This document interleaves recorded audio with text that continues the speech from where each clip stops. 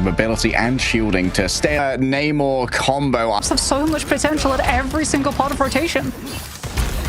Yeah, every single one of these approaches is going to be taxed. Unbreakable guard's already been used. Rose just getting gunned down right now. Rotterstern is doing its job and a touch more on top of that. Smash Nez loses out on a Monstro spawn, and all of that space gained by FaZe has to be given away once again. Oasis still not back into the Rage of Ultron. They want to try and take down the Winter Soldier, but unlimited blocking potential from the Curtain wall. I mean, the Aegis as well coming through from Rosa to block in front of Binary too meant that the Wall Breaker found its effect in full.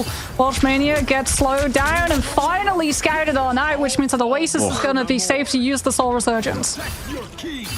Difficult to try and deal with. Just so much space being made here by the Vanguards. Peps, they were in such a good position to tax the approaches when they had control of the point, but now that they have to try and get past the bouncer of Binary, things get complicated. Yeah, that is going to be scouted, and immediately Matt, the Star-Lord, gets exiled. Welshmania opens things up with the Freedom Charge. However, Soul Resurgence and Rage of Ultron combine together. One of them gets absorbed. The Meteor M gets broken almost immediately. Mounting on up. Invisible Boundary drawn forth in favor of Team Peps as Welshmania was slept elsewhere for a moment. Binary, even outside of the LOS, can't survive as Baby Banner taken down by iMonkey, and now with no one able to grab them from the sky, KQZ feels open to roll forth. It's overtime in favor of FaZe, but Team Peps fill the board.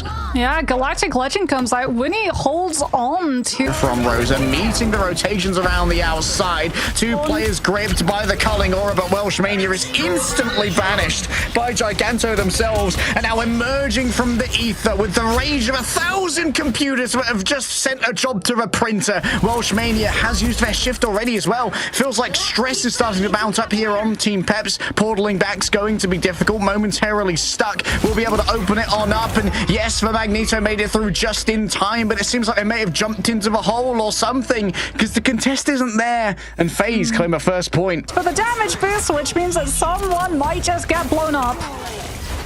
Binary instantly frozen, and Team Peps are not going to opt to stick around for this one. They're just going to disengage. However, big speed coming forth and pulled on in as well. Invisible Boundary has to be used by Team Peps just to try and get themselves through this assault, but iMonkey's already fallen. Oasis traded out on the other side, means that Team Peps might smell enough blood in the water to move on through, but FaZe have died and just disengaged in their own right and grabbed a free first cap. They knew that Peps did not want to give up that point. Right before a Force Physics pull can potentially come up through aggressively. Aya Agamotto catches barely anything, but it still forces Peps to stall. Yeah, easy Curtain for Welshmania, but Exo grabbed in the back, didn't pop their own ultimate to save themselves. Thought that maybe there would be more than enough there. Oh, KQZ during the ultimate can't hit the squids. Unfortunately, you can't lock onto those, so you're forced instead to just lock onto the invincible Namor and take the damage that the squids proffer onto you. That was huge as well from FaZe. That was a pick on right now and win out the fight. Team wipe KQZ and force the res off of points so they can finally find the flip.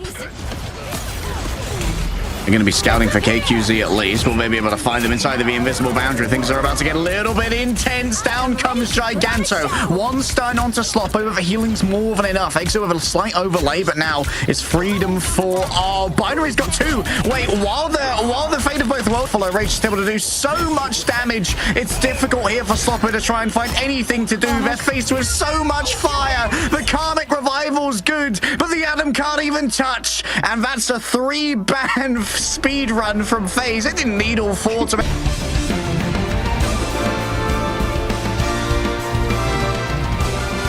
Hardish just couldn't get through the Ironwood wall in time because everyone was staring forward. Not sure if there's going to be room for a re-engage here off the back of a portal. No one's swapped already, so they've just called this one as Ratatoska is freed. Yeah, Rosa's Groot walls have been doing so much in stopping LOS for... Watches their Vanguards turn to ash under the Gale Force winds proffered by the Omega level Queen. Yeah, KQZ is holding on to Ensong Inferno for Welshmania, who didn't have the Meteor Amp. Could potentially have one-shotted through that storm, but they're going to try and save it. Rosa just rolls on forward over them. Fear the Rosa Dozer. We call this one a difficulty tweak. Rosa's going to have Strangling Prison too to combine potentially with Leo on the Kraken impact, and they don't even really have to worry about hardest with this invisible boundary because with a well-timed damage boost from the storm they have. And FaZe get through in. They're all all getting the Guardian heal tick, which is why Invisible Boundary builds so quickly. They were in fact almost 50% ahead of Hardest's own ultimate charge. And Song Inferno is up to play. The Peps just don't have the space to be able to take it. They're not going to go main right. They're going to wrap all the way around to this high ground rotation, which Rosa has.